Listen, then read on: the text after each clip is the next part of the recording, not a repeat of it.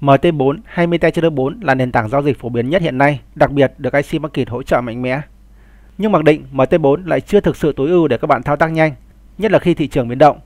Trong video này, tôi sẽ hướng dẫn các bạn các cái thao tác để các bạn có thể tối ưu nền tảng giao dịch, giúp quá trình trải nghiệm của các bạn với nền tảng giao dịch này tốt hơn, tiện lợi hơn khi thao tác giao dịch và phân tích thị trường.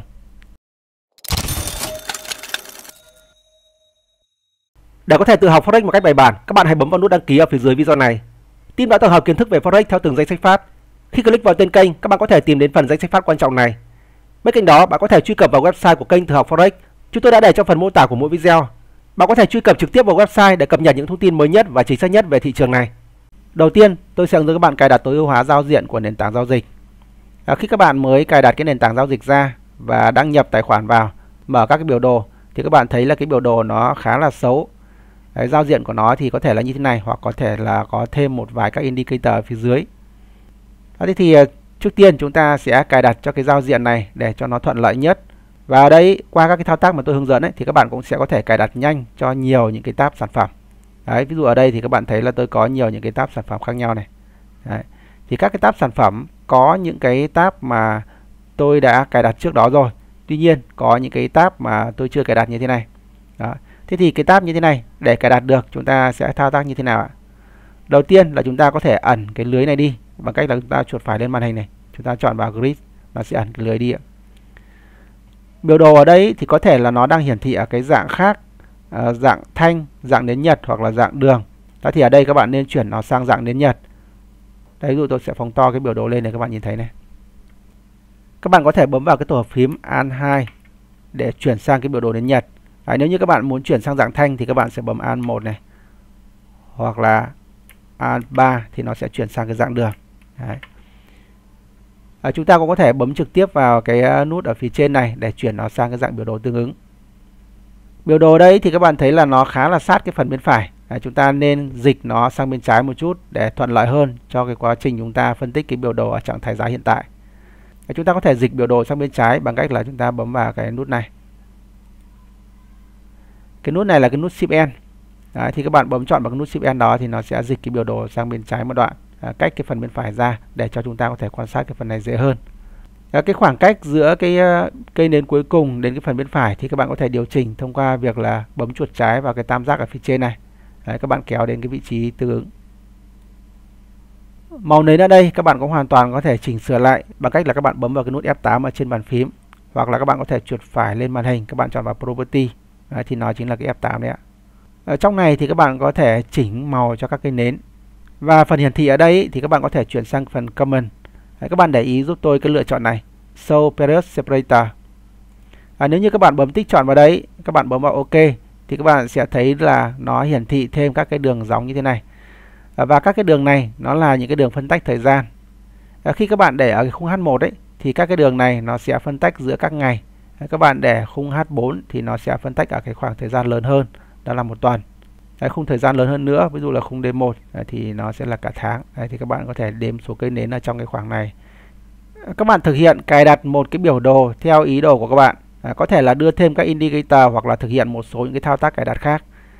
Nhưng ở đây thì chúng ta mới chỉ thao tác được trên một tab sản phẩm thôi. Chúng ta muốn những cái tab sản phẩm khác nó cũng có những cái cài đặt giống như là cái tab sản phẩm mà chúng ta đã cài đặt trước đó như thế này. Thì chúng ta sẽ sử dụng cái template. Đấy, các bạn có thể chọn đến cái phần template bằng cách là bấm chọn vào đây ạ. Nó có cái biểu tượng này đấy. Các bạn bấm chọn vào Save Template. Sau đó các bạn sẽ lưu cái template. Cái template này nó sẽ chứa toàn bộ những cái đặc điểm mà các bạn đã cài đặt trên cái biểu đồ này. Ví dụ tôi đặt ở đây đó là Tự học Forex 1. Đấy, sau đó thì tôi sẽ sang cái tab sản phẩm khác. Tôi sẽ chọn đến cái phần template, tôi chọn đến Tự học Forex 1. Đấy, thì những cái gì mà tôi đã cài đặt trên cái tab sản phẩm này nó đã được chuyển sang cái tab sản phẩm này rồi. Trường hợp khi các bạn mở một cái tab sản phẩm mới thì các bạn sẽ thấy được là mặc định khi nó hiện ra thì nó vẫn là một cái biểu đồ khá là xấu. Chúng ta muốn những cái gì chúng ta cài đặt trước đó nó sẽ hiển thị luôn ra cái tab sản phẩm mới mà chúng ta vừa mới mở ấy. Thì cái cách làm là chúng ta cũng sẽ sử dụng template. Đấy, chúng ta sẽ chọn vào template này, chọn vào Save Template. Nhưng ở đây tên của cái template này chúng ta sẽ không để là bất kỳ, mà chúng ta sẽ để với cái tên đó là default. Và các bạn viết đúng tên như tôi thể hiện ở trên màn hình đấy ạ. Sau đó các bạn bấm chọn vào save. Rồi bây giờ chúng ta sẽ mở một cái tab sản phẩm mới nhé. Bây giờ tôi sẽ vẫn để cái tab cũ như thế này. Các bạn để ý cái tab cuối cùng ở đây là GBP CHF này. Bây giờ tôi sẽ mở cái tab sản phẩm CATG này ra này. Đấy. Đó thì chúng ta sẽ thấy được luôn đó là những cái gì chúng ta cài đặt trên cái tab sản phẩm này nó đã ra cái tab sản phẩm mới rồi. Thì đây là một cách tối ưu cũng rất là hay. Thứ hai đó là chúng ta hoàn toàn có thể lưu cái không gian làm việc mà chúng ta đang sử dụng. Đấy, có những cái bạn ấy thì các bạn giao dịch nhiều những cái nhóm sản phẩm khác nhau. Cái nhóm sản phẩm thứ nhất thì các bạn muốn để ở không gian làm việc thứ nhất, nhóm sản phẩm thứ hai các bạn muốn để ở không gian làm việc thứ hai. Thì khi mà chúng ta đã có được một cái nhóm sản phẩm thứ nhất này rồi, chúng ta sẽ có thể lưu cái không gian làm việc này lại bằng cách là chúng ta sẽ chọn vào đến cái nút profile này. Các bạn bấm chọn giúp tôi vào save profile. Đấy, sau đó thì chúng ta sẽ đặt tên cho cái profile này. Ví dụ tôi cũng sẽ đặt tên là tự học Forex này. Sau đó tôi bấm vào OK này. Rồi bây giờ tôi sẽ thử chọn sang một cái không gian làm việc khác để các bạn thấy nhé. Ví dụ tôi sẽ chọn vào đây này. Tôi chọn đến cái không gian làm việc này. Đấy. Thì khi tôi chọn đến một cái không gian làm việc khác thì nó đã cho tôi những cái tab sản phẩm khác này. Và một cái cách hiển thị ở đây là khác này. Rồi tôi lại chọn đến cái profile. Tôi chọn đến tự học Forex 1. Đấy. Thì toàn bộ những cái tab sản phẩm trước đó mà tôi đã cài đặt thì nó đã hiển thị ra đây rồi. Với những cái thông tin cài đặt ở trên màn hình thì nó vẫn giữ như là trước đó tôi đã thực hiện. Cái thao tác tối ưu tiếp theo đó là chúng ta hoàn toàn có thể cài đặt lại những cái tab công cụ ở phía trên. Những cái gì mà chúng ta ít dùng hoặc là không dùng thì chúng ta có thể ẩn nó đi. Và những cái gì chúng ta hay dùng thì chúng ta mới để nó ra bên ngoài như thế này. Các bạn muốn điều chỉnh một cái thanh công cụ nào đó thì các bạn sẽ chuột phải lên cái thanh công cụ đó. Các bạn chọn vào Customize. Đấy. Những cái gì các bạn không dùng đến thì các bạn sẽ chọn đến nó. Rồi các bạn bấm vào Remove thì nó sẽ chuyển sang cái cột phía bên trái này. Những cái gì mà các bạn muốn sử dụng thì các bạn sẽ chọn đến nó này. Rồi các bạn chọn Insert thì nó sẽ chuyển sang cái cột bên phải này. Và sau khi đã lựa chọn rồi thì các bạn bấm chọn vào OK. Đấy, thì các bạn thấy này, vừa rồi ấy, cái khung thời gian M30 tôi đã ẩn nó đi rồi, cho nên ở đây thì nó chỉ hiển thị từ khung H1 trở lên. Với những cái thanh công cụ khác thì chúng ta cũng làm tương tự như vậy nhé. Cái thao tác tối ưu tiếp theo mà tôi muốn giới thiệu đến các bạn đó là cái thao tác giúp chúng ta có thể giao dịch nhanh. Thì bình thường nếu như mà các bạn thực hiện các cái lệnh giao dịch ấy, thì có thể là các bạn sẽ chọn vào cái nút New Order này, đúng không ạ? Sau đó các bạn đặt cái khối lượng giao dịch này, có thể đặt Stop Loss, Take Profit, sau đó chúng ta thực hiện những cái lệnh buy sell, hoặc là ở đây chúng ta chuyển sang Pending Order để chúng ta thực hiện các cái lệnh chờ. Tuy nhiên chúng ta hoàn toàn có thể thực hiện với cái thao tác nhanh hơn, đó là chúng ta sẽ thực hiện ngay ở trên cái giao diện này, chứ không phải vào trong cái nút New Order nữa. Thì các bạn bấm chọn giúp tôi vào cái tam giác ở phía trên này nhé. Nó ở ngay bên cạnh cái tên của sản phẩm đấy ạ. Đấy. Thì trong cái phần này các bạn đặt giúp tôi cái khối lượng giao dịch ở cái ô giữa đây. Ví dụ tôi đặt là 0.1. Rồi sau đó tôi muốn thực hiện một cái lệnh bán thì tôi bấm vào sell. Tôi muốn thực hiện một cái lệnh mua thì tôi bấm vào buy. Ví dụ tôi bấm vào sell nhé. Ở cái lần đầu tiên chúng ta bấm vào cái nút buy sell này thì nó sẽ hiện cái phần one click trading lên. Các bạn bấm chọn giúp tôi vào I accept, sau đó bấm vào OK. Rồi bây giờ chúng ta sẽ có thể thực hiện bằng chỉ một lần bấm. Đây ạ. Đó. Thì rất là nhanh. Cái lệnh của tôi đã được thực hiện rồi. Sau khi các bạn thực hiện cái lệnh như thế này thì các bạn có thể bấm chuột trái vào lệnh này. Các bạn kéo thả đến cái vị trí mong muốn này. Các bạn thực hiện cái lệnh sell, các bạn kéo cái lệnh đó lên trên thì sẽ đạt được vị trí stop loss. Các bạn bấm vào đây, các bạn kéo xuống dưới thì các bạn sẽ đạt được vị trí take profit. Đấy, và sau khi đặt xong rồi thì các bạn cũng hoàn toàn có thể bấm chuột vào để kéo thả đến cái vị trí mong muốn. Khi các bạn muốn điều chỉnh nó đến một cái vị trí mới.